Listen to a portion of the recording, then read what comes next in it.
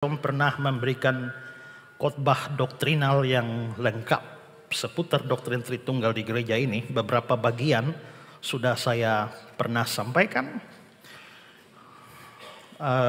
Doktrin ini kebanyakan saya bahas di dalam pelayanan-pelayanan saya ke luar daerah. Dan karena itu maka pada kesempatan ini saya akan berbicara soal doktrin Allah Tritunggal. Karena ini doktrin, maka ini sifatnya pemahaman. Diikuti baik-baik karena kita sadar bahwa kebanyakan penyesatan itu terjadi pada ajaran. Dalam hal praktis jarang sekali terjadi kesesatan. Kalau kita suruh orang khotbah di sini tolong berkhotbah tentang sabar, pasti dia khotbah sabar bagus. Mungkin tidak melenceng. Kalau kita suruh datang orang khotbah di sini soal mengampuni, dia akan bicara mengampuni, dia akan suruh kita mengampuni. Tidak ada orang suruh khotbah supaya benci orang. Berarti dalam hal praktis kelihatannya aman-aman. Tapi kalau kita undang orang lalu suruh khotbah tentang doktrin Kristus, doktrin keselamatan, doktrin Allah, doktrin akhir zaman, nah itu peluang untuk miss atau bahkan sesat itu banyak terjadi di sana. Itulah sebabnya kalau khotbahnya sifatnya doktrin, saya tidak mau serahkan pada orang lain. Kecuali orang yang saya betul-betul tahu ajarannya. Tapi kalau tidak, maka tidak akan diberikan. Karena penyesatan kebanyakan terjadi dalam hal ajaran. Kalau bicara soal moral, soal etika, ada yang salah dengan Erastus Sabdono? Tidak ada. Tapi kalau bicara soal ajaran, maka mulai muncul begitu banyak hal yang aneh dalam pengajarannya. Yesus Allah minor, terakhir Yesus mati 2 kali, belum lagi ada perkawinan di surga, dan ada keselamatan bagi orang-orang yang di luar Kristen yang tidak percaya pada Kristus, dan macam-macam hal yang lain.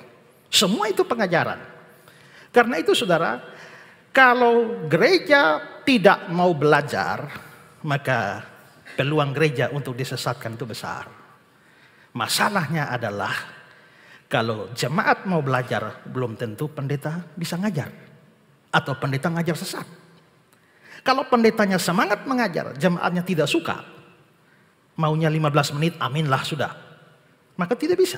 Karena mengajar itu membutuhkan seluruh pembuktian iman kita. Supaya kita kuat, kita kokoh. Dan itu tidak membutuhkan waktu yang pendek. Saya juga tidak yakin saya bisa menyelesaikan khotbah saya sekarang. Kalau tidak selesai, kita sambung pada minggu depan. Tapi doktrin penting. Sebenarnya yang membedakan Kristen dengan agama lain, ya kalau hal praktis ada beda, tapi tidak banyak. Orang Hindu bilang jangan bunuh orang. Orang Katolik bilang jangan bunuh orang. Orang Islam bilang jangan bunuh orang, walaupun ada garis kerasnya yang menghalalkan darah orang kafir. Ya, orang Konghucu juga bilang jangan bunuh orang. Rata-rata sama. Tapi kalau bicara soal Allah misalnya, wah ini maka seluruh agama mulai terbelah di mana-mana. Hindu yang percaya ada begitu banyak dewa, sampai kira-kira 22 juta dewa.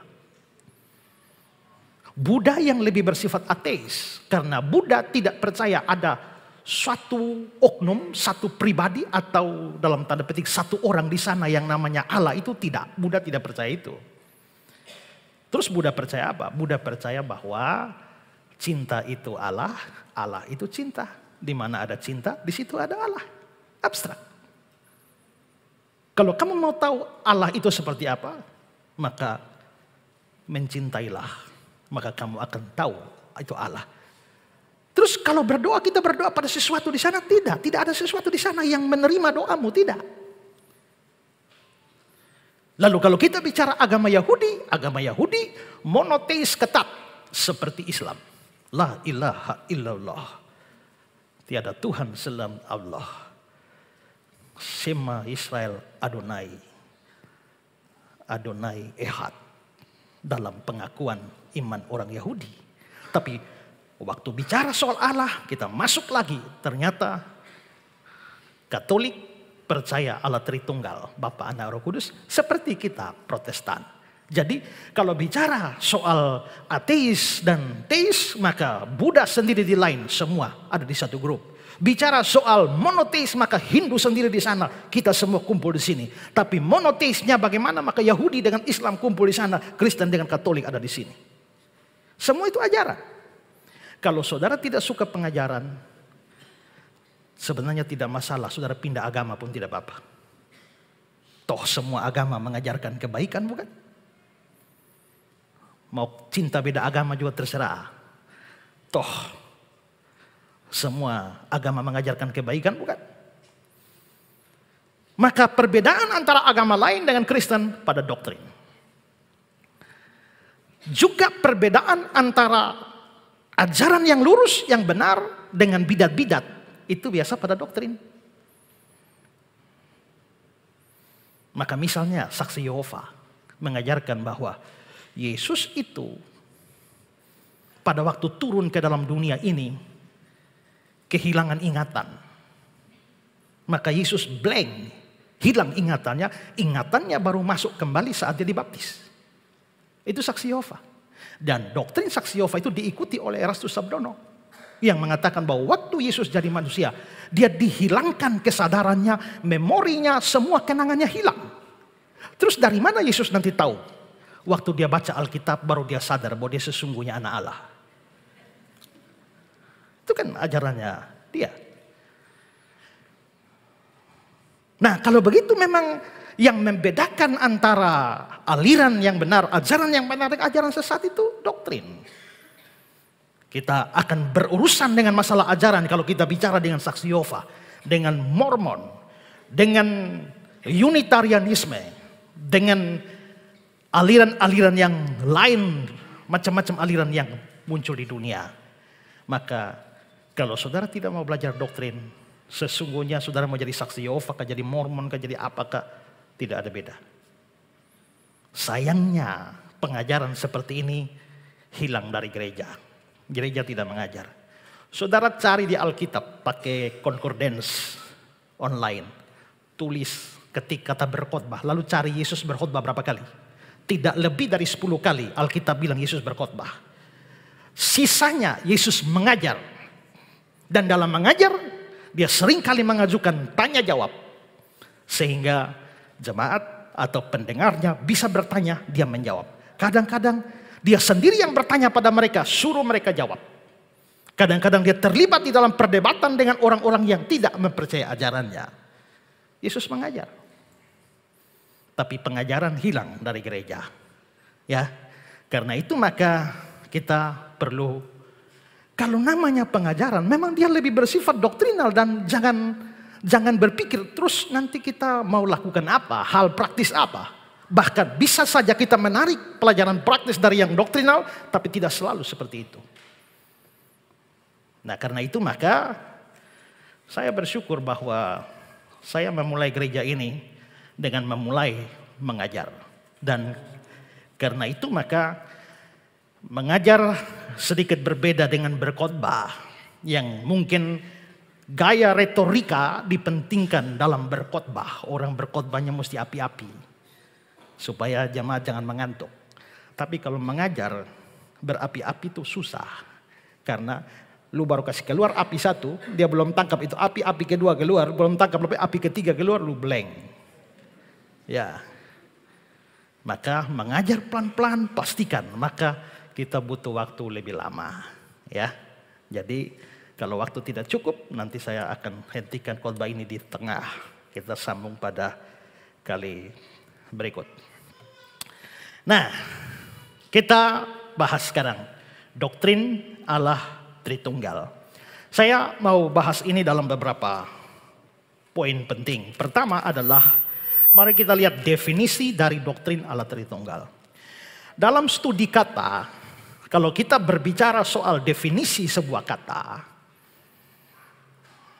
Maka penting untuk mengetahui apa yang dimaksudkan dengan kata itu. Dan biasanya kalau orang bicara definisi, ada dua macam definisi yang biasa dipakai, yaitu definisi etimologis dan definisi terminologis. Definisi etimologis itu adalah definisi dari asal katanya. Sedangkan definisi terminologi itu dari termnya, peristilahannya. Kalau kita misalnya membaca alat ini namanya keyboard. Keyboard itu berasal dari dua kata, yaitu key dan board. Key itu kunci, board itu papan. Jadi keyboard itu artinya papan yang berkunci. Nah, begitu. Maka benda ini adalah papan yang berkunci, itu etimologis. Tapi kalau sudah bicara terminologis, definisinya jadi lain. Keyboard adalah sebuah alat musik.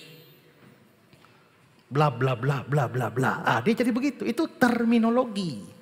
Ya, Alkitab. Secara terminologi, Alkitab itu berasal dari bahasa Arab. Al itu kata sandang, yang sama dengan the dalam bahasa Inggris atau dalam bahasa Indonesia sang. Maka al, sedangkan kitab itu adalah buku. Maka Alkitab itu artinya sang buku. Seperti sang raja, seperti sang ratu. Maka itu adalah sang buku. Sang buku artinya buku di atas segala buku. Itulah Alkitab. Tapi secara terminologi, Alkitab adalah firman Allah dalam bahasa manusia dan seterusnya, bla bla bla. Kita bisa bikin definisi terminologi sendiri. Fatu veto. Fatu itu dari kata batu dan veto itu dari perempuan. Jadi fatu veto artinya batu perempuan. Oeba, oe itu artinya air dan ba itu artinya air bah. Ya.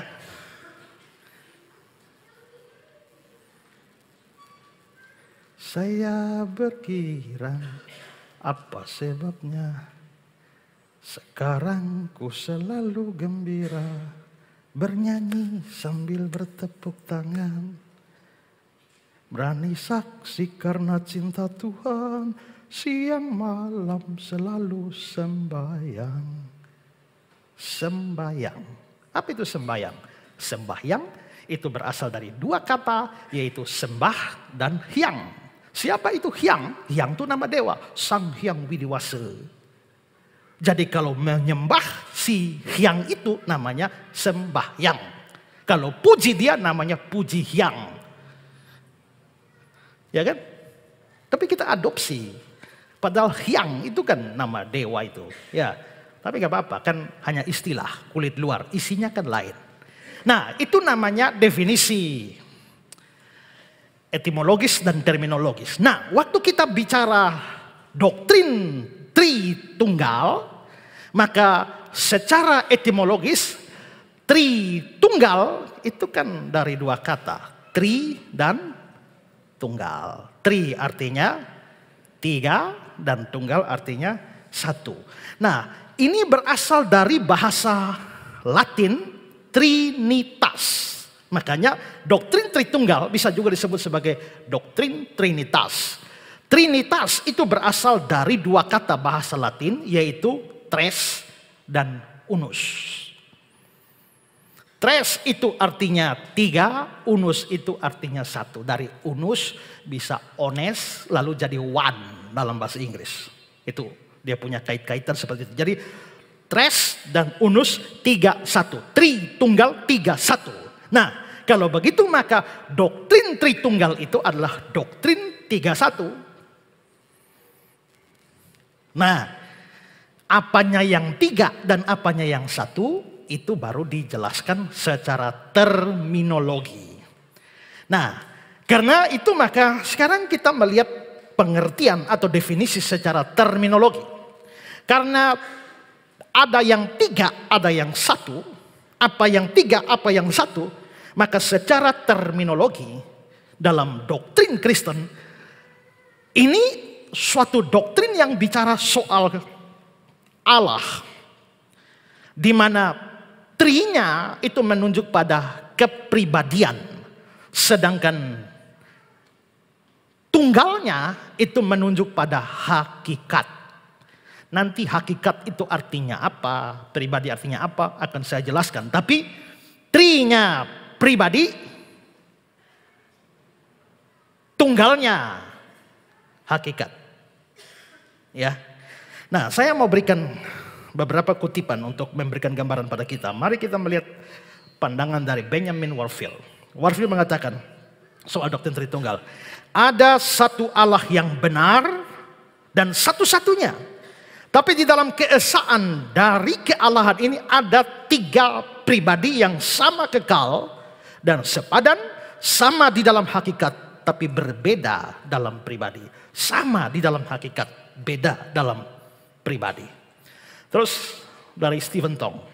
Doktrin Tritunggal termasuk doktrin monoteis. Monoteis itu percaya ada satu Allah, ya. Doktrin monoteis yang percaya kepada Allah yang Maha Esa. Dan Allah yang Maha Esa itu mempunyai 3 pribadi, bukan satu. Kalau Islam, satu Allah, satu pribadi. Yahudi, satu Allah, satu pribadi. Kalau kita, satu Allah, tapi mempunyai 3 pribadi, bukan satu. Pribadi pertama adalah Allah Bapa, pribadi kedua adalah Allah Anak Yesus Kristus, pribadi ketiga Roh Kudus. 3 pribadi bukan berarti 3 Allah. Dan satu Allah bukan berarti satu pribadi. 3 pribadi mempunyai satu esensi atau sifat dasar. Bahasa Yunaninya ousia. Bahasa Inggrisnya substansi yang sama, yaitu Allah. Allah Bapa adalah Allah. Allah Anak adalah Allah. Roh Kudus adalah Allah. Namun ketiganya mempunyai satu ousia, yaitu esensi Allah. Nanti saya akan memperjelas makna dari definisi ini. Jadi itulah pandangan iman Kristen bahwa Allah itu esa, satu, tapi di dalam keesaan itu ada 3 pribadi di dalamnya, yaitu Bapa, Anak, dan Roh Kudus. Gara-gara kita punya kepercayaan semacam ini, seringkali disalahpahami oleh pihak lain yang tidak percaya. Maka Islam salah paham, lalu Islam menganggap kita sedang menyembah 3 Allah. Mereka tidak bisa membedakan antara Trinitas atau Tritunggal dengan Triteisme. Triteisme percaya 3 Allah, tapi Tritunggal bukan Triteisme. Tapi Islam yang salah paham dengan iman kita lalu menganggap bahwa Tritunggal sama dengan Triteisme. Karena mereka anggap Tritunggal sama dengan Triteisme, berarti orang Kristen menyembah 3 Allah, dan karena itu maka orang Kristen layak disebut kafir karena menyembah 3 Allah. Maka orang Islam anggap kita kafir bukan karena kita kafir, tapi karena mereka tidak paham apa yang kita percayai. Sementara itu, Saksi Yehova dan Unitarian anggap kita sesat. Karena Saksi Yehova dan Unitarian yang tidak mempercayai doktrin Allah Tritunggal, mereka menghubungkan doktrin Tritunggal dengan dewa-dewa 3 serangkai di dalam kebudayaan-kebudayaan kafir pada masa lampau.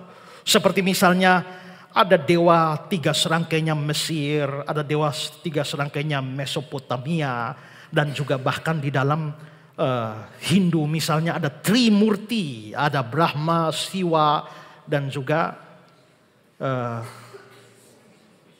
satu lagi apa lagi? Apa? Wisnu. Ya, otak sudah tua jadi maklum. Ya, atau misalnya Triteismenya Mesir, seperti dalam gambar ini, itu adalah dewa 3 serangkai, yaitu ada Horus, Osiris, dan Isis. Ini adalah dewa 3 serangkainya Mesir. Nah, orang Saksi Yehova menganggap bahwa doktrin Tritunggal sebenarnya mengadopsi paham-paham kafir itu masuk ke dalam doktrin gereja. Sampai akhirnya kita percaya pada doktrin Tritunggal. Tapi lagi-lagi kalau kita mempelajari dewa-dewa 3 serangkai ini, apakah sama? Justru lebih banyak perbedaan antara dewa-dewa 3 serangkai ini dengan konsep tentang Trinitas atau Tritunggal di dalam kekristenan. Ini dalam dewa-dewa tiga serangkai, apakah mereka selalu sehati? Tidak. Satu bisa berkelahi dengan yang lain. Satu bisa membunuh yang lain. Nah, Tritunggal tidak begitu. Satu bisa lebih kuat dari yang lain. Satu mau ke barat, satu mau ke timur. Kalau kita studi tentang dewa-dewa tiga serangkai ini. Satu mau membinasakan, satu mau menyelamatkan. Makanya waktu saya kontrak di Bali, ada orang kasih sesajen. Saya tanya ini, kasih dewa yang mana ini? Brahma pencipta, Wisnu pemelihara, Siwa perusak. Yang Bapak Ibu kasih yang mana? Kasih Siwa. Yang perusak, ya. Kenapa kasih yang perusak? Kenapa tidak kasih yang baik saja? Yang memelihara atau yang mencipta? Ya, kalau Wisnu dan Brahma itu kan sudah baik. Kalau sudah baik kita aman. Jadi lebih baik kasih yang satu nih, yang Siwa nih. Supaya dia jangan ngamuk. Kalau dia ngamuk, itu dua yang lain pun tidak bisa tolong. Jadi lebih baik kasih yang jahat. Nah, berarti kita bisa lihat bahwa dewa yang satu bisa bertabrakan dengan dewa yang lain, dan yang lain juga tidak bisa bikin apa-apa. Tapi itu beda sekali dengan doktrin Allah Tritunggal. Bahkan saya sendiri dalam buku saya pernah berkata bahwa Allah Tritunggal itu bisa mempunyai kehendak yang berbeda, tapi tidak punya perbedaan kehendak. Maksudnya, maksud lu, mereka bisa punya kehendak yang berbeda. Maksudnya Bapak punya kehendak sendiri, anak punya kehendak sendiri, Roh Kudus punya kehendak sendiri, tapi tidak punya perbedaan kehendak. Maksudnya Bapak maunya A, tapi anak bilang anak tidak mau A. Bapak mau B, anak bilang tidak boleh bisa B. Tidak bisa. Apa yang dikehendaki Bapak pasti dikehendaki anak. Apa yang dikehendaki anak pasti dikehendaki Roh Kudus. Apa yang dikehendaki Roh Kudus pasti dikehendaki Bapak. Mereka mempunyai kehendak berbeda, tapi tidak punya perbedaan kehendak. Mereka mempunyai pikiran yang berbeda, maksudnya masing-masing punya pikiran, tapi mereka tidak punya perbedaan pikiran. Mereka punya rencana yang berbeda, tapi tidak punya perbedaan rencana. Yang model seperti ini tidak bisa ada di dalam dewa-dewa tiga serangkai itu. Maka menyamakan dan menyimpulkan bahwa doktrin Tritunggal adalah hasil adopsi dari dewa-dewa tiga serangkai, kebudayaan-kebudayaan kafir, itu studi yang tidak teliti, ya. Sementara Islam anggap kita kafir, Saksi Yehova Unitarian anggap kita sesat. Orang-orang yang merasa diri sebagai kaum rasionalis menganggap bahwa ini doktrin tidak masuk akal. Bagaimana bisa Bapa itu Allah, Anak itu Allah, Roh Kudus itu Allah, tapi tidak ada tiga Allah, hanya satu Allah. Ini tidak masuk akal. Maka kita bisa melihat bahwa kepercayaan ini mendapatkan serangan yang cukup banyak. Lebih dari 2000 tahun kekristenan telah hidup, tidak kurang serangan terhadap iman ini. Nah, sekarang karena itulah saya mau mengajak kita belajar. Sebelum belajar, mari kita melihat kesulitan di dalam belajar doktrin Allah Tritunggal. Ini kita belum bahas Tritunggalnya, ya. Tadi baru definisinya, sekarang baru lihat kesulitan bahwa belajar doktrin Tritunggal itu sebenarnya kita sedang mempelajari sesuatu yang sangat sukar, sangat sulit. Seorang namanya Leon Bednar, dia mengatakan begini, ketika kita memandang Allah Tritunggal, kita merasa seperti orang yang memandang langsung matahari pada tengah hari. Tengah hari bolong, lihatlah, buka biji matamu dan lihat ke matahari. Kamu akan merasa silau. Begitu juga ketika belajar doktrin Tritunggal, maka kita akan mengalami kesulitan. Nah, mengapa sampai belajar doktrin Tritunggal sulit? Ada beberapa alasan. Pertama, karena kita sedang berbicara tentang Sang Pencipta yang kekal dan tak terbatas. Kita sedang belajar tentang Sang Pencipta yang kekal dan tak terbatas. Siapakah yang mau belajar? Saya. Siapakah yang hendak dipelajari? Allah. Siapakah Allah? Pencipta. Siapakah saya? Ciptaan. Siapakah Allah itu? Dia yang tak terbatas. Siapakah saya? Saya terbatas. Maka pada waktu seorang manusia hendak belajar tentang Allah, sesungguhnya ciptaan sedang hendak mempelajari pencipta. Ketika kita mau menyelidiki Allah Tritunggal, maka sebenarnya ciptaan sedang menyelidiki pencipta. Kalau pencipta menyelidiki ciptaan, mudah. Selidiklah akan daku, ya Allah. Tapi coba kau selidiki Allah. Kan tidak bisa. Maka ciptaan sedang menyelidiki, hendak mempelajari pencipta. Pada waktu manusia hendak belajar tentang Allah, maka sesungguhnya yang fana sedang hendak bicara tentang yang kekal, yang terbatas sedang berbicara tentang yang tidak terbatas. Kalau ciptaan mau belajar tentang pencipta, sulit? Sulit tidak? Ciptaan belajar tentang pencipta, sulit? Kalau sulit masuk akal. Kalau tidak sulit, tidak masuk akal. Kalau yang fana mau belajar tentang yang gagal, sulit. Kalau sulit masuk akal. Kalau yang terbatas sedang mempelajari tentang tak terbatas dan sulit, justru masuk akal. Tak usah kita omong bicara Tuhan Allah.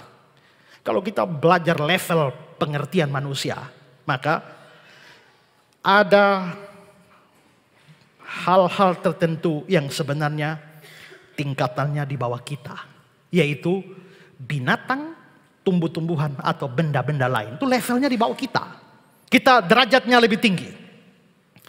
Tapi untuk yang di bawah kita saja, mempelajari itu tidak mudah. Berapa waktu kamu habiskan untuk bisa mempelajari semua seluk-beluk mobil? Sampai halus-halus mesin-mesinnya, apa segala macam yang kerdil-kerdil dalam juga, kuasai semua. Berapa waktu? Berapa waktu kamu habiskan untuk menguasai semua seluk-beluk komputer? Bukan hanya barangnya, programnya, apa semua. Makanya orang S1 komputer 5 tahun. Habis itu dia tambah S2 komputer lagi 3 tahun. Belajar itu barang bodoh saja 8 tahun. Tidak mudah bagi kita. Itu di bawah kita. Ibu Lin, 10 tambah 15 berapa? Jawab. 10 tambah 15 berapa? Ya? Kali 17. Baru 2 langkah sudah mati. Tapi coba ambil itu kalkulator. Tok, tak, beranjak sama dengan keluar. Wih, kelihatannya hebat kali barang itu ya. Tapi dia di bawah kita sebenarnya. Kenapa? Karena yang menciptakan manusia juga. Maka levelnya di bawah kita. Tapi begitu kita bergerak sedikit ke atas, maka coba bukan lagi manusia belajar tentang barang atau benda. Tapi manusia mulai belajar tentang manusia. Waktu manusia belajar tentang manusia, kita naik level dan mendapatkan banyak kesulitan. Karena apa? Pertama, kita mempelajari fisik manusia.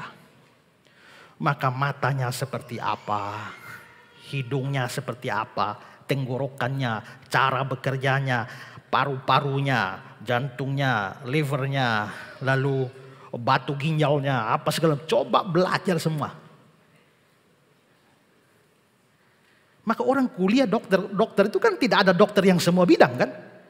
Dia hanya dokter khusus, memang ada dokter umum, tapi kan itu kan ya namanya begitu kasus berat, dokter umum sudah tidak bisa tangani, dia harus over ke spesialis. Dan tidak ada dokter yang spesialis semua. Dia boleh spesialis mata, tapi sampai jantung dia tidak spesialis lagi. Maka orang hanya menjadi spesialis pada satu barang.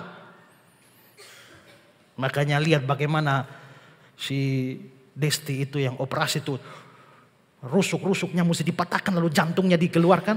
Nah, baru dioperasi supaya jantungnya tetap bisa, jangan mati terus begini, harus sambung dengan mesin. Ya mereka spesialis di situ. Itu pun mereka tidak berani pastikan, tetap ada kemungkinan mati. Otaknya kita lagi tuh. Ini komputer harddisk luar biasa nih. Ya kan? Kita punya komputer harddisk berapa gigabyte? Isi-isi penuh juga. Tapi yang ini, kadang-kadang saya rasa, aduh belajar-belajar penuh sudah. Sudah penuh, tidak bisa isi lagi. Kalau begitu jalan-jalan dulu. Setelah jalan-jalan pulang sampai rumah masih bisa cerita. Tadi di jalan ada lihat orang begini, orang begini, orang begini. Ternyata masih bisa isi. Ayo, kalau saudara punya file video, mau MP4 atau apa saja, tampung di dalam hard disk di komputer. Video itu durasi berapa menit? 1 jam bisa. Video 4 jam bisa. Video 10 jam bisa. Video 100 jam mungkin bisa. Tapi saya belajar. Tiap hari ini saya belajar itu. Termasuk pengetahuan umum juga saya belajar. Kenapa tisu warnanya selalu putih. Kenapa ban mobil selalu warna hitam. Kenapa ban pesawat kecil tapi begitu turun dia bisa tampung semua ini. Saya belajar semua itu. Kemarin baru saya belajar tentang otak manusia. Dan ternyata saya kaget bahwa kalau otak manusia dijadikan seperti hard disk, dia bisa menampung satu file film selama 300 tahun. Berarti otak ini begitu luar biasa.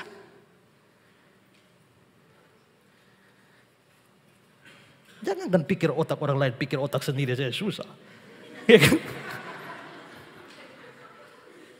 Itu susah. Setelah kita menguasai, dan adalah mustahil menguasainya, manusia dengan secara fisik, kita mulai lagi merambah kepada aspek psikisnya.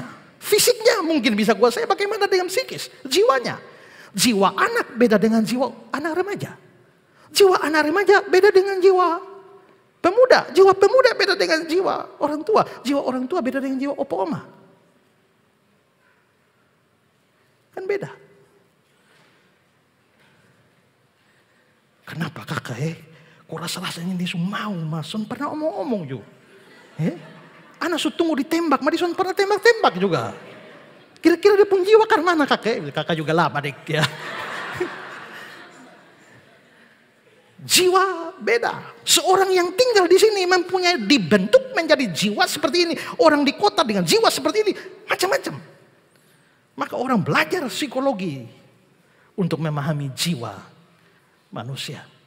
Setelah habis jiwanya, kita mempelajari perilaku sosialnya. Maka kalau tadi ilmu kedokteran pertama, kedua kita butuh ilmu khusus psikologi, yang ketiga kita butuh sosiologi untuk mempelajari manusia dengan segala relasi sosialnya. Belum lagi kita mempelajari antropologi, ilmu tentang manusia juga. Maka untuk mempelajari manusia susah. Kenapa susah?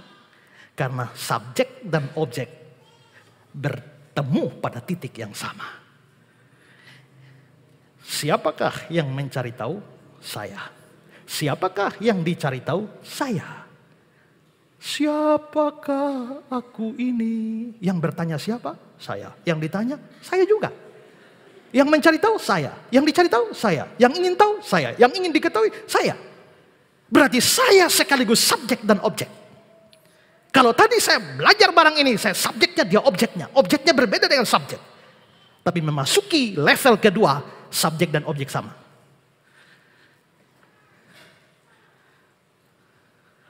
Seorang pernah datang pada saya, kakak saya ingin tanya, sebenarnya siapa saya ini?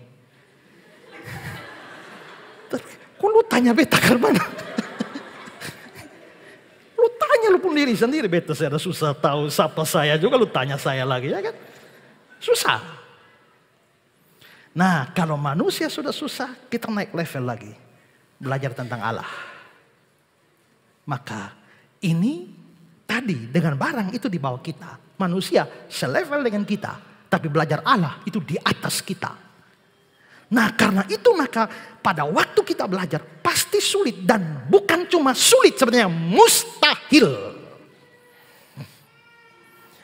Perhatikan ayat 11, ayat 7-9. Dapatkah engkau memahami hakikat Allah? Menyelami batas-batas kekuasaan yang maha kuasa? Ini namanya pertanyaan interrogatif. Yang namanya pertanyaan interrogatif, itu tidak membutuhkan jawaban. Karena jawabannya sudah pasti tidak. Dapatkah saya terbang? Tak usah jawab, tidak bisa. Kalau pakai pesawat bisa. Seandainya aku punya sayap, terbanglah aku. Seandainya. Nah, begitu kan? Ini pertanyaan interrogatif. Dapatkah engkau memahami hakikat Allah, menyelami batas-batas kekuasaan yang maha kuasa? Tingginya seperti langit, apa yang dapat kau lakukan? Dalamnya melebihi dunia orang mati, apa yang dapat kau ketahui? Lebih panjang daripada bumi ukurannya, lebih luas daripada samudera. Sebuah pepatah Belanda berkata, "Oh God, du tief zonder grond, du bist in unbegrijpt of meer." Tuhan, dikau laksana samudera yang dalam, di mana aku tidak bisa mencapai dasarmu. Oh God, du tief zonder grond. Sonder, dari sonder itulah kata sonde turun. Aslinya sonder. Tidak. Dari sonder kita buang R-nya tinggal sonde. Ya. Kita buang belakangnya tinggal son. Kita buang depan tinggal on. B on tahu. Ya. Begitu. Dipelajari banyak itu warisan karena kita dijajah Belanda cukup lama. Jembatan kecil di jalan itu bahasa Belandanya deker. Yang menemani sendok itu bahasa Belandanya forok. Tempat tidur itu bahasa Belandanya koi. Habis mandi lap itu, lap pakai benda itu bahasa Belandanya handuk. Merokok itu taruh di tempat itu bahasa Belandanya asbak. Ya. Jalan raya itu bahasa Belandanya straat. Nah, itu kan warisan bahasa Belanda yang kadang-kadang kita masih gunakan. Kadang-kadang kita juga pakai ondersoep. Ya kan? Itu kan bahasa Belanda. Nah, jadi Tuhan itu seperti samudra yang tidak bisa diselami dasarnya. Ayub pasal 36 ayat 26. Sesungguhnya Allahu Akbar. Allah itu besar. Tidak tercapai oleh pengetahuan kita. Jumlah tahunnya tidak dapat diselidiki.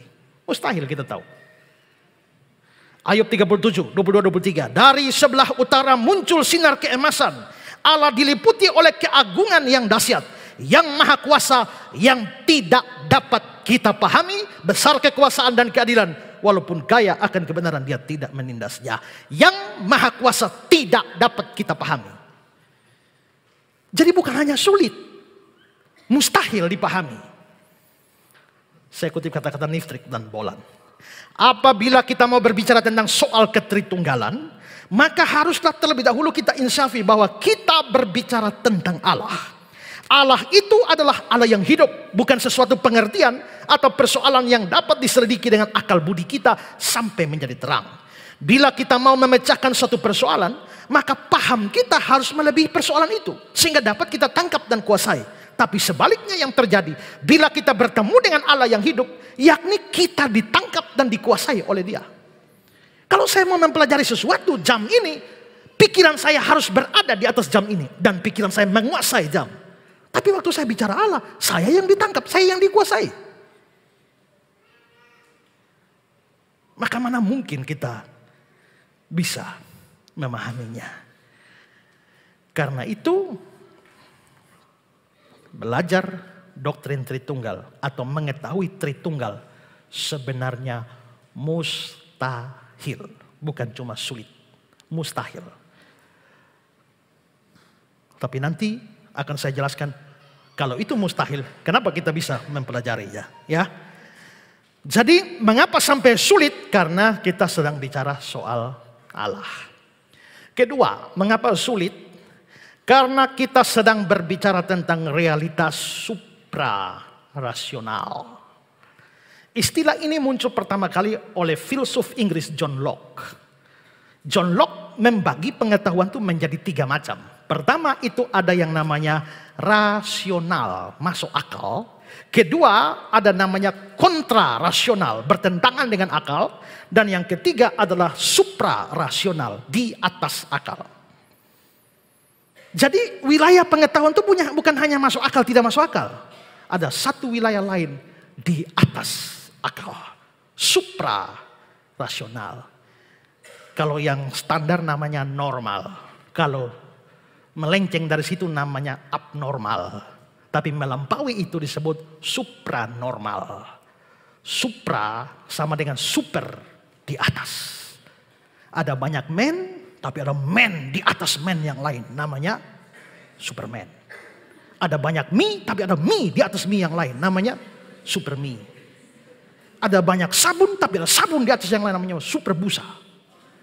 Ada banyak Honda, tapi Honda lebih top tuh namanya Honda Supra. Supra itu di atas. Maka masuk akal, tidak masuk akal atau bertentangan dengan akal, di atas akal. Makan 2 piring dan kenyang, masuk akal. Makan 13 piring tidak kenyang, itu kontra rasional. Tidak makan 40 hari karena puasa tapi tidak jadi almarhum, itu supra rasional. Ya. Nah, rasional dari kata rasio, otak. Sekarang kita pikirkan, dari mana otak kita? Ciptaan. Siapa yang cipta? Allah. Berarti Allah mencipta otak kita. Kalau Allah mencipta otak kita, bagaimana dia bisa masuk ke dalam otak kita? Jikalau Allah menciptakan otak kita, dia pasti berada di atas otak kita atau melampaui otak kita. Kalau kita mau menyebut mungkin sedikit filosofis bahwa Allah itu adalah rasio, maka saya bisa menyebut Allah itu sebagai rasio besar. Dan rasio besar itu yang menghasilkan rasio-rasio kecil. Dan mustahil rasio kecil menampung rasio besar. Kalau kamu punya sebuah ember, bisakah kamu menampung seluruh laut di dalam embermu? Mustahil.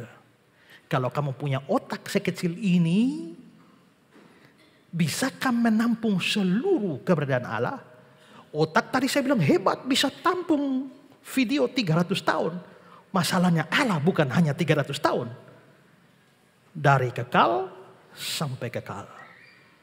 Itu baru hanya aspek waktu, belum lagi aspek yang lain. Maka mustahil pikiran manusia, rasio manusia menampung Allah.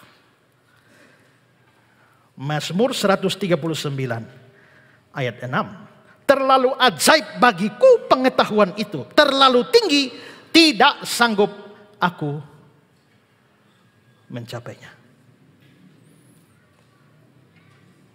Maka ada orang bertanya, bisakah Allah mencipta? Bisa. Bisakah Allah mencipta batu? Bisa. Bisakah Allah mencipta batu besar? Bisa. Bisakah Allah mencipta batu yang besar sekali? Bisa. Bisakah Allah mencipta batu yang besar sekali? Bisa. Bisakah Allah mencipta batu yang besar sekali sampai Allah tidak bisa pikul? Kalau bisa, dia tidak maha kuasa. Kenapa? Bagaimana mungkin tidak bisa pikul yang dia cipta? Tapi kalau tidak bisa, berarti tidak maha kuasa juga. Mengapa Allah yang maha kuasa tidak bisa cipta batu seperti itu? Maka kita menjawab pertanyaan itu bisa atau tidak bisa. Ujung-ujungnya bilang Allah tidak maha kuasa. Jadi bagaimana menjawabnya? Tak perlu menjawab. Kenapa? Karena pertanyaan seperti itu tidak butuh jawaban. Yang dibutuhkan adalah perbaiki pertanyaanmu. Yang salah pertanyaannya. Ya. Allah melampaui pikiran kita. Dia realitas supra rasional. Ini bikin sulit. Ketiga. Karena kita sedang berbicara tentang dia yang tidak seperti apa-apa. Ini masalah. Waktu bicara tentang Allah, kita sedang bicara dia yang sama sekali lain. The Holy Other. Dia yang unik. Dia tidak seperti apa-apa, dia tidak seperti siapa-siapa. Yesaya 40 ayat 18-25. Jadi dengan siapa hendak kamu samakan Allah? Dan apa yang dapat kamu anggap serupa dengan dia? Ini interrogatif. Jawabnya tidak ada. Ayat 25. Dengan siapa hendak kamu samakan aku seakan-akan aku seperti dia? Firman yang Maha Kudus. Tidak seperti apa-apa. Yesaya 46, 5, 9. Kepada siapakah kamu hendak menyamakan aku, hendak membandingkan dan mengumpamakan aku sehingga kami sama? Berarti Allah itu tidak ada umpamanya. Ingatlah hal-hal yang dahulu dari sejak purbakala, bahwa katanya akulah Allah dan tidak ada yang lain. Aku Allah dan tidak ada yang seperti aku. Kalau Allah ini tidak seperti apa-apa dan seperti siapa-siapa, coba kamu ngomong Allah. Allah itu seperti, jangan pakai seperti, dia tidak seperti apa-apa. Allah itu umpamanya, jangan pakai umpama. Dia tidak ada umpamanya. Dan terus mau ngomong apa coba? Kalau kita terapkan ini secara ketat, maka tergaelah semua mulut. Tidak bisa ngomong apa-apa tentang Allah. Ya. Calvert bilang begini, Allah itu adalah dia yang tidak pernah identik dengan apa yang disebut sebagai Allah, yang dipahami, dialami sebagai Allah, dan yang dirindukan dan disembah. Dia tidak seperti apa-apa. Nah, karena Allah itu tidak seperti apa-apa, maka sebenarnya untuk jelaskan Allah, apalagi Allah Tritunggal, tidak ada ilustrasi. Karena ilustrasi itu kan kita mau menganalogikan. Nah, dia tidak bisa dianalogikan. Maka tidak ada ilustrasi untuk menjelaskan Tritunggal. Karena itu tidak ada ilustrasi, maka pasti sulit. Perhatikan kata-kata Stephen Tong. Biasanya kita mengerti sesuatu karena sesuatu itu mempunyai persamaan dengan sesuatu yang lain. Sehingga melalui persamaan itu kita menemukan analoginya. Karena ada persamaan, kita mempunyai jembatan analogis untuk pengertian kita. Sehingga dari sesuatu yang sudah dimengerti, kita loncat ke sesuatu yang belum kita mengerti. Akhirnya kita mengerti semua. Tapi di dalam kita mengerti Allah, tidak ada pembandingnya, tidak ada persamaannya. Sehingga tidak bisa dimengerti dengan rasio sepenuhnya. Jadi Allah itu apa? Atau Allah itu seperti apa? Allah itu adalah dia yang tidak seperti apa-apa. Begitu. Kalau saudara berdoa, ya Allah, apa yang muncul di pikiran saudara? Gambarannya apa? Wajah Tuhan Yesus. Kan belum tentu wajah Tuhan Yesus begitu. Itu kan gambarnya Leonardo da Vinci. Yang Yesus bule. Orang Afrika saja gambar Yesus negro. Orang Cina gambar Yesus mata sipit. Orang Rote gambar Yesus pakai tilangga. Yang tadi di sini itu bukan Yesus itu. Ya. Orang Jawa menggambarkan Yesus pakai belangkon. Hanya gambar yang populer itu yang versi Leonardo da Vinci. Tapi pada waktu saudara berdoa, yang saudara bayangkan apa? Kalau saudara bayangkan yang digambar-gambar di kalender itu, pasti saudara bayangkan salah orang itu.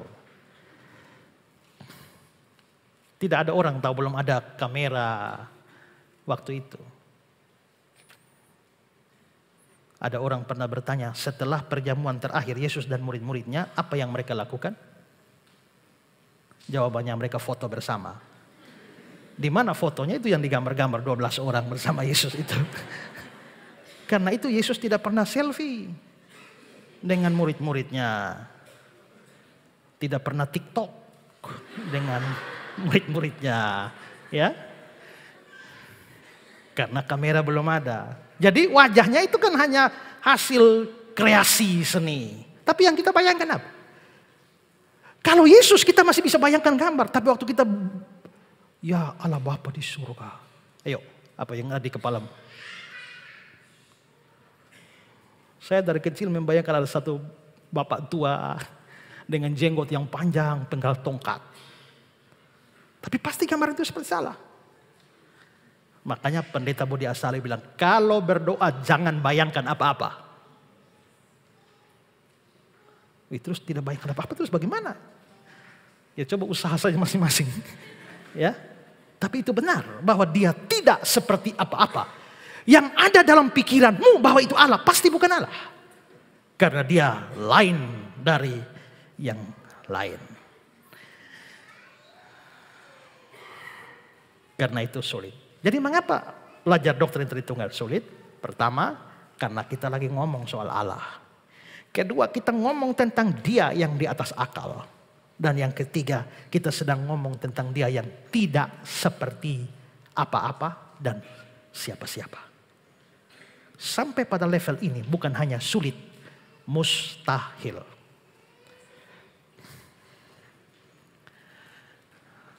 Tapi kan ini ajaran kita, maka mesti ngomong. Karena itu kita masuk pada poin kita yang ketiga adalah sikap dalam mempelajari doktrin Allah Tritunggal. Ingat, kita belum masuk inti persoalan ya. Ini baru pendahuluan. Ya.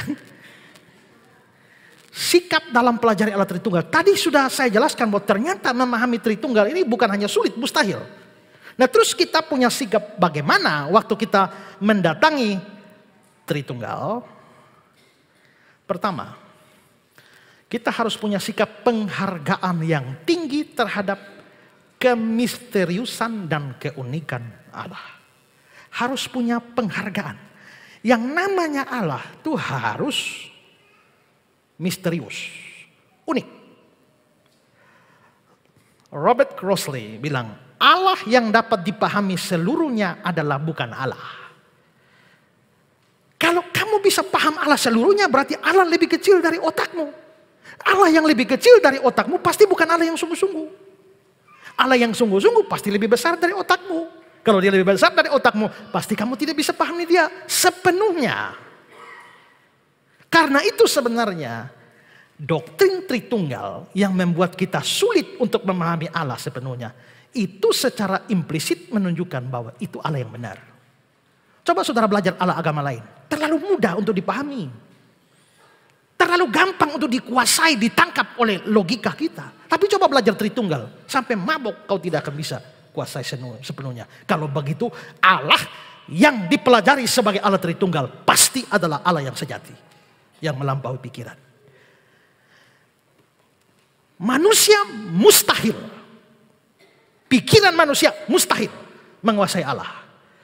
Tapi di dalam kekristenan ada yang disebut sebagai wahyu. Revelation. Di kitab kita, Alkitab kita ada namanya kitab Wahyu. Kita ketemu orang namanya Wahyu. Wahyu Widodo. Sri Wahyuni. Nah, itu kan Wahyu. Wahyu itu apa? Wahyu itu artinya, bahasa Yunani apokalipsis. Itu artinya penyingkapan. Penyataan, bukan pernyataan, bukan penyataan. Kata dasarnya nyata.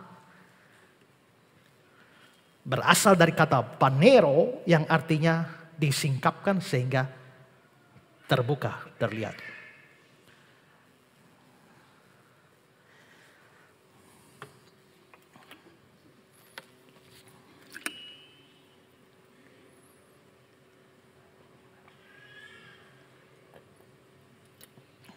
Saudara tidak lihat saya bukan?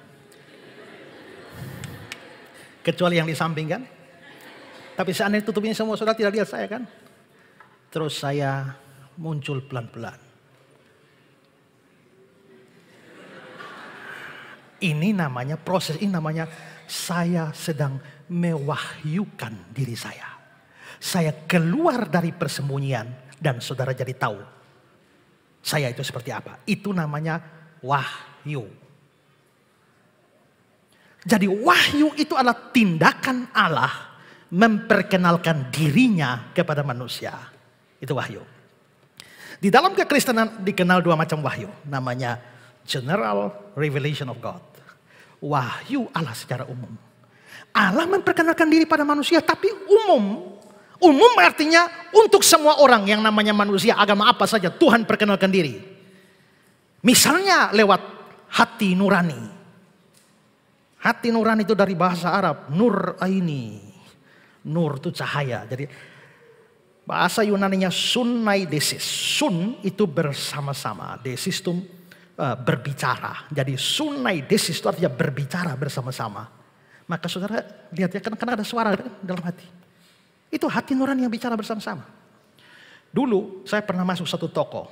Dan setelah masuk toko itu saya lihat ada pulpen bagus. Lalu ada satu suara bilang ambil. Zaman itu belum ada CCTV. Maka saya curi pulpennya supaya aman, saya masukkan di kaos kaki. Dan saya keluar. Lolos. Begitu sampai luar, satu suara bilang, jangan main curi. Kembali dan simpan. Maka saya kembali dalam toko, saya simpan kembali. Begitu saya simpan kembali, begitu saya keluar, satu suara bilang, bodoh kau. Ya, sudah ambil, masih ini. Ambillah, itu toko tidak akan bangkrut. Oh iya, kalau begitu saya kembali lagi, ambil lagi, masuk, keluar lagi. Lolos lagi. Begitu lolos lagi, satu suara bilang, biarpun toko bukan bangkrut, itu bukan punyamu. Kembali. Dan saya kembali lagi, masuk lagi. Terus bolak-balik berapa kali kayak orang gila. Suara apakah itu? Hati nurani. Suara hati nurani ini ada pada semua manusia. Berarti sunaidesis berbicara bersama-sama. Hati nurani itu adalah suara yang Allah tempatkan di dalam diri masing-masing orang, semua manusia, untuk berbicara kepada kita bersama-sama dengan Allah. Tapi nanti suara hati nurani itu tercemar karena dosa. Sehingga kita tidak bisa lagi jadi patokan. Makanya ada orang bilang, wih dia bikin beta terlalu emosi. Kira-kira ke mana beta mau tumbuk dia. Kalau kakak sejahtera silahkan tumbuk. Kalau kakak tidak sejahtera jangan tumbuk. Lalu beta bilang, justru beta sudah tumbuk dia sudah sejahtera. Iya kan? Nah maka baru sejahtera kalau tumbuk. Berarti hati nurani telah tercemar. Allah juga menyatakan dirinya secara umum memperkenalkan diri. Misalnya lewat alam semesta. Langit menceritakan kemuliaan Allah. Cakrawala memberitakan perbuatan tangannya. Berarti kalau lihat ini ciptaan-ciptaan, maka pikiran kita akan dibawa kepada Allah. Bila kulihat bintang gemerlapan dan bunyi riuh guruku dengar. Begitu lihat semua itu, pikiran lari ke Allah bukan? Maka jiwaku pun memujimu, sungguh besar Kau Allahku. Begitu saya lihat ini semua, pikiran saya lari pada Allah. Itu wahyu. Berarti Allah perkenalkan diri lewat alam semesta. Masih banyak. Tapi yang kedua disebut special revelation of God. Wahyu Allah secara khusus. Kalau secara umum diberikan pada semua orang, secara khusus tidak diberikan pada semua orang. Hanya orang-orang tertentu. Dan Allah mewahyukan dirinya secara khusus. Bisa melalui mimpi. Bisa. Maka kita baca di Alkitab, ada tokoh-tokoh Alkitab yang diberi mimpi khusus. Kan tidak semua orang diberi mimpi. Hanya orang-orang khusus. Pernyataan langsung. Misalnya Tuhan datang. Bicara pada Nuh. Bicara pada Abraham. Itu wahyu khusus. Ketiga, wahyu khusus itu adalah kitab suci. Maka Allah berfirman. Lalu dia menyuruh supaya tuliskanlah semua itu dalam sebuah kitab. Maka dengan baca Alkitab kita jadi kenal Allah. Wahyu khusus ini lebih efektif daripada wahyu umum. Wahyu umum sudah tercemar. Mestinya orang lihat sesuatu yang hebat. Lihat langit, bintang-bintang, maka jiwaku pun memuji engkau. Tapi sekarang orang lihat bintang bukan jiwaku memuji engkau, tapi bikin ramalan bintang. Maka hidupnya bergantung Aquarius. Hati-hati, sepertinya minggu ini kamu akan menghadapi kesulitan besar. Waspadalah terhadap teman dekat karena dia akan menikam engkau dari belakang. Ekonomi kelihatannya akan baik-baik saja kalau asmara kandas di rerumputan. Orang bisa mulai membuat ramalan. Padahal mestinya lihat bintang, pikirannya lari kepada Allah. Ini sudah tercemar karena dosa. Sekarang, wahyu khusus lebih efektif. Waktu kamu lihat pohon, apakah kamu sadar kamu orang berdosa? Apakah kamu bisa tahu bahwa ada surga, ada neraka dengan lihat langit? Tidak bisa. Tapi begitu baca kitab suci, kamu tahu ada surga, ada neraka, ada ini macam-macam ada. Berarti wahyu khusus lebih lengkap, lebih efektif. Dan klimaks dari wahyu khusus itu pada diri atau pribadi juru selamat, yaitu Yesus Kristus. Tidak seorang pun pernah melihat Allah. Tapi anak tunggal Allah yang di pangkuan Allah, dialah yang menyatakannya. Yesus itu wahyu khusus. Nah, karena ada wahyu, maka sekarang kita sudah bisa bicara tentang Allah Tritunggal. Kalau tanpa wahyu, mustahil pikiran manusia mengerti Allah, tidak bisa. Begitu ada wahyu, sekarang kita sudah bisa bicara tentang Allah. Tapi Allah tidak pernah mewahyukan seluruh kebenaran dirinya. Tidak. Kitab suci tidak memuat seluruh kebenaran tentang Allah. Yesus pun tidak menyatakan segala hal tentang Allah. Yesus hanya menyampaikan pada kita apa yang perlu bagi keselamatan kita. Tapi tidak membicarakan segala kebenaran Allah.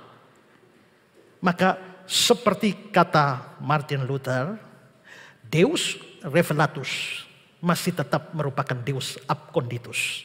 Deus Revelatus, Allah yang dinyatakan. Deus Abconditus, Allah yang tersembunyi. Maka Allah yang dinyatakan masih tetap merupakan Allah yang tersembunyi. Atau dalam kata-kata John Calvin, memandang Allah itu seperti memandang bulan. Kita hanya bisa lihat satu sisi sini. Tapi sisi yang sebelah sana itu tetap misteri. Berarti Allah hanya mewahyukan secukupnya bagi kita. Karena dia mewahyukan secukupnya bagi kita, maka kita bisa berbicara tentang Allah sebatas yang dia wahyukan dalam kitab suci. Makanya kalau tidak ada dalam kitab suci, kita tidak usah bikin spekulasi aneh-aneh. Kalau tidak ada dalam kitab suci, mudah sekali jawabnya, tidak tahu. Karena Alkitab tidak bicara. Pak Pendeta, apakah di planet Jupiter sana ada manusia? Kita saja baru pergi ke Mars, belum sampai Jupiter. Apakah manusia di Jupiter sana itu modelnya seperti kita atau seperti alien-alien? Apakah mereka berdosa juga? Apakah Yesus pergi ke sana juga? Tidak tahu. Maka begitu kitab suci tidak bicara, Allah tidak mewahyukan bagi kita, cukuplah buat kita puas dengan apa yang ada. Ya, karena itu belajar Tritunggal harus sadar. Saya belajar Tritunggal, tapi tidak mungkin memahami semuanya. Kalau begitu, bagaimana sikap saya terhadap yang tidak dibukakan? Bagaimana sikap saya tentang misteri ini? Hargailah misteri itu. Biarkanlah Allah tetap jadi Allah dengan membiarkan ruang gelap dalam dirinya tanpa bisa disentuh dengan logika kita. Itu sikap yang benar. Michael de Milans berkata, kita akan dapat menjunjung Allah lebih tinggi jikalau kita mengetahui Allah itu tak dapat dimengerti dan berada di luar jangkauan pengertian kita. Saya dapat menghargai Allah lebih tinggi kalau saya sadar bahwa dia itu penuh misteri.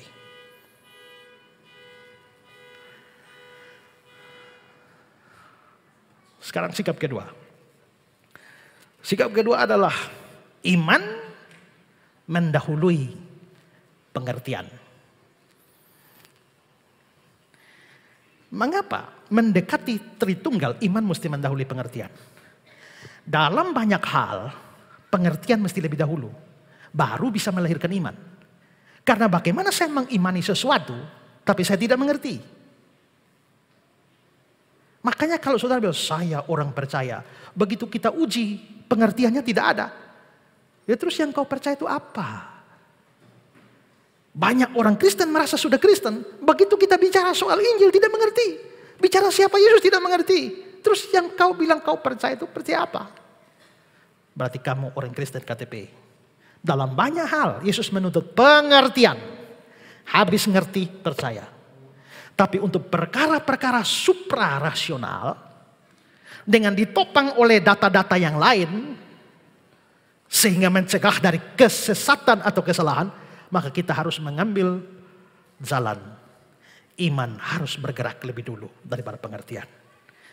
Kenapa iman bergerak dari pengertian? Waktu saya beriman, saya diberi Roh Kudus. Tugas Roh Kudus itu mengajar kebenaran pada saya. Maka pada waktu saya mendatangi wahyu Allah, yaitu kitab suci, Roh Kudus menolong saya membuka pengertian. Sehingga apa yang tidak saya pahami sebelum percaya, bisa sekarang saya pahami setelah saya percaya. Maka iman mendahului pengertian. Seorang pemikir Kristen yang hebat sekali, bukan orang bodoh, orang pintar sekali.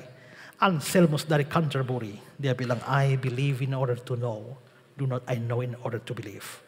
Aku percaya supaya aku mengerti, bukan aku mengerti supaya aku percaya. Ketika A.W. Tozer dalam bukunya Mengenal Yang Maha Kudus, dia mau bahas topik tentang Tritunggal, dia memulai dengan sebuah doa. Dan doa A.W. Tozer itu begini, Tuhan, dilema yang kami hadapi besar sekali. Di hadirat-Mu kami patut berdiam diri. Tapi kasih bergelora di hati kami dan memaksa kami untuk berbicara. Seandainya kami berdiam diri, batu-batu akan berseru. Namun apabila kami harus bicara, apa yang harus kami katakan? Ajarlah kami untuk mengetahui apa yang belum kami ketahui. Karena tidak ada manusia yang dapat mengetahui hal-hal tentang Allah, hanya Roh Allah yang dapat. Apabila akal tak berdaya, biarlah iman yang menyangga kami. Saya ulang. Apabila akal tak berdaya, biarlah iman yang menyangga kami. Dan kami akan berpikir bahwa kami sudah percaya. Bukan supaya kami percaya. Dalam nama Yesus. Amin. Dalam kebenaran tentang Kristus, saudara ngerti dan percaya. Dalam kebenaran tentang penebusan dosa, saudara ngerti dan percaya. Dalam urusan keselamatan saudara ngerti dan percaya. Begitu masuk yang berat seperti ini, saudara mesti percaya dulu. Baru Roh Kudus menuntun untuk mengerti. Itulah sebabnya orang Islam minta penjelasan tentang Tritunggal. Kau jelaskan sampai mabok, tidak bisa masuk otak mereka. Mereka bukan orang percaya. Tidak ada Roh Kudus menuntun mereka. Dasar apa mereka bisa percaya?